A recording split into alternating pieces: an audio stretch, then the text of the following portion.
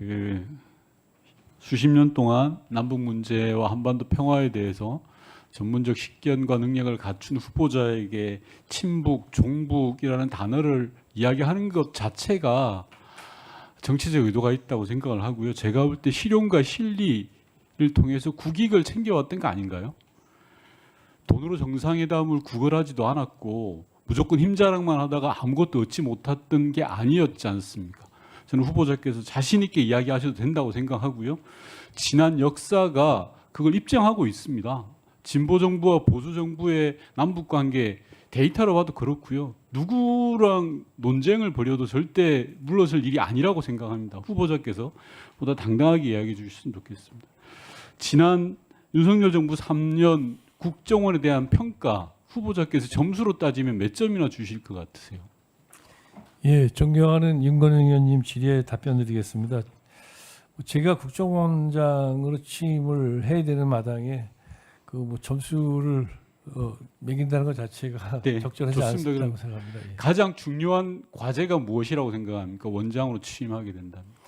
예, 저는 국정원 직원들 하나하나가 자부심을 가지고 전문성에 기초해서 근무하면 나는 평생 이 직장에서 영예롭게 근무할 수 있다 이런 생각을 갖게 하는 거라고 생각합니다. 네, 저하고 좀 생각이 좀 다른 것 같은데요. 이번 불법 내란이 실패했던 주요한 이유 중에 하나가 저는 국정원이 개입되지 않았던 것이라고 봅니다.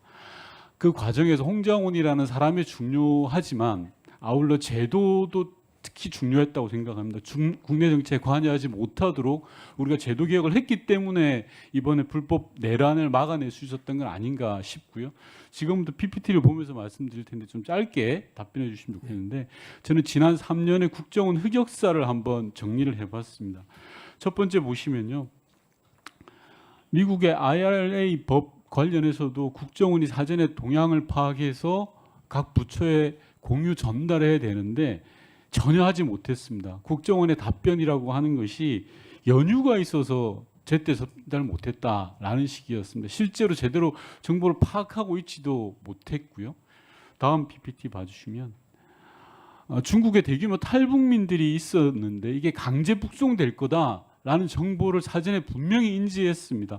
이영환 탈북단체 대표가 이틀 전에 알려줬다라고까지 진술을 했습니다. 그런데 국정원장은 정보위에 나와서 전혀 이런 사실, 구체화된 첩보가 없었다라는 식으로 국정원의 존재 자체를 의심하게 만드는 답변을 했고요. 다음 PPT 봐주십시오. 너무나도 유명하죠. 엑스포 유치전 관련해서 국정원은 해외 정보망을 총가동했다라고 이야기했습니다. 그런데 실제로 현실은 대한민국이 29회밖에 얻지 못했습니다. 과연 국정원의 해외 정보망이 제대로 살아 있었는지 의심을 갖게 만듭니다. 그 다음 PPT 봐주시면 압권입니다. 정보사 군무원이 기밀을 유출해서 우리 정보 역량의 상당수가 구체적 수치는 제가 이 자리에서 언급하지 않겠습니다. 한순간에 무너져 버렸습니다. 그런데 이런 기밀 유출 보안 사고가 2년 넘도록 진행되도록 국정원은 손 놓고 있었습니다. 원장 후보자께서 이런 사실 다 알고 계시죠? 예. 마지막 PPT입니다. 민감 국가 지정과 관련해서도 국정원은 전혀 인지를 못했습니다. 기술 유출 및 보안 문제로 사전 경고 받은 바 없다라는 답변을 할 뿐이었습니다. 자, 이제까지 제가 대표적인 사례 국정원의 흑역사를 보여드렸는데요. 이게 지난 3년 국정원의 역사인 것 같습니다. 앞서 많은 존경하는 의원님들 말씀 주셨는데 국정원이 정치적 중립을 놓치고 국정원이 가져야 될 국가기관으로서의 고유한 사명을 놓치니까 이런 일이 발생하는 겁니다. 존경하는 박지원 의원님 이 자리에 계시지만 현 원장이 전임 국정원장 둘을 고발했습니다. 그리고 국정원을 정치적으로 악용했습니다. 그런 조직에 지금 후보자가 기관장으로 가시는 겁니다. 저는 대단한 사명감을 가지고 가셔야 된다는 생각 드는데요. 몇 가지 간단하게 좀 확인을 하겠습니다. 저는 국정 운영과 국정원 또한 마찬가지로 이어달리기라고 생각합니다. 원장으로 취임을 하게 된다면 전임 원장님들 진보 보수 떠나서 꼭 다 만나보실 걸 권하겠습니다. 그렇게 하시겠습니까? 예, 하여튼 가급적 그렇게 하도록 하겠습니다. 자, 두 번째 질문 드리겠습니다. 앞서 의원님들 말씀 주셨는데요. 불법 내란에 관여된 걸로 의심받고 있는 정황들이 여러 가지가 있습니다. 국정원에서 제조해서 각 부처로 보내고 있는 비화폰 관련해서 국정원장과 경호처장의 통화 이후에 대통령 윤석열 전 대통령의 비화폰 기록이 삭제되었습니다. 그럼 당연히 의심할 수밖에 없죠. 왜?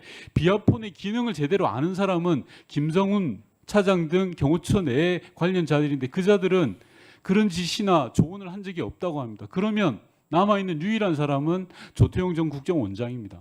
조태용 전 국정원장이 내란의 주요한 증거들을 삭제하거나 인멸하도록 조언을 하고 방조하거나 최소한 방조 또는 가담을 했다는 겁니다. 이런 부분에 대해서는 철저한 조사가 필요한 거 아니겠습니까, 원장님? 예, 저도 초보적으로 하여튼 지금 알아보고 있습니다. 그래서 예, 알아보는 수준을 넘어서 저는 처벌 문제는 후보자께서 판단할 영역이 아니라고 생각합니다. 다만 이런 흑역사들을 철저하게 기록해야지만 다시는 이런 국정원이 이런 짓을 하지 않지 않겠습니까? 예. 철저한 조사 부탁드리고요. 또 하나 더 PPT 다음 PPT 봐주십시오. 국정원이 이렇게 지난 3년 무너지게 된 중요한 이유 중에 하나는 바로 인사에 있습니다. 윤석열 정권이 출범하자 한 달도 되지 않아서 어떤 일이 일어났는지 아시죠? 네. 국정원 1급 27명 전원 대기 발령 내렸습니다. 국정원 1급에 27명이라는 그 숫자 자체도 국가 보안 사항입니다. 맞습니까?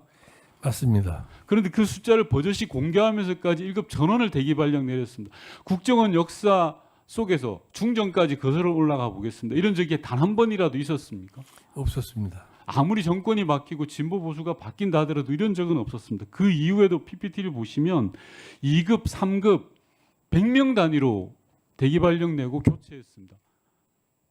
1분만 더 주시면 쭉 이어가겠습니다. 네, 그러시지. 이런 적이 있었습니까, 후보자님? 예, 없었던 걸로 기억합니다. 예.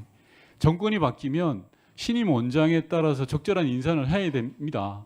인사 수요에 대해서 제가 부정하는 건 아닙니다. 하지만 인사를 통해서 가장 중립적이어야 될 정치적 중립성을 확보해야 될 국정원을 뒤흔들어 놔버린 겁니다.